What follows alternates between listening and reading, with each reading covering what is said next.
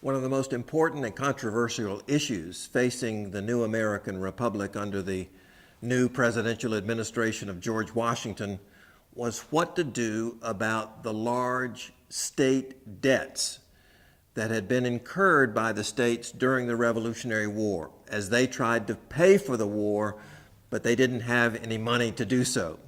So they went into debt. After the war, the question was, should those debts be repaid, and how should they be repaid? It became even more complicated because some of the states had already been paying off their debts and others had not been very aggressive in paying off their debts. So there was tension among the states about those that had been fulfilling their obligations, their indebtedness, and others that didn't seem to be paying off their debts as readily as other states. That led to a ferocious conflict in the Washington administration between Thomas Jefferson and Alexander Hamilton over the issue of state debts. Hamilton wanted to assume the indebtedness of the states. That is, he wanted the national government to take responsibility for paying off the state debts. Thomas Jefferson and others in the southern colonies were reluctant to do that for several reasons. They feared the growing power of the federal government.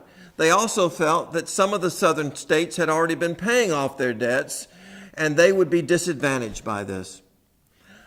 Ultimately, they came to a compromise agreement whereby the federal government assumed the state debts,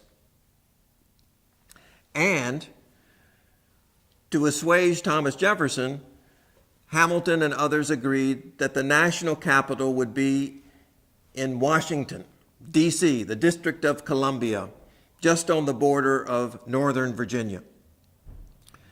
Why was that so important? Alexander Hamilton, as the Secretary of the Treasury, wanted the federal government to demonstrate its strength and credibility by taking on debt so that it could convince the people who had money, called creditors, to have faith and conviction in the new government, in the new national government. Thomas Jefferson and others feared that if the federal government took on all of this debt, it might ultimately become too powerful vis-a-vis the states, the issue of states' rights versus national power. Ultimately, over time, Alexander Hamilton proved to be correct. By assuming the states' debts, it relieved the states of a burden that many of them could not satisfy.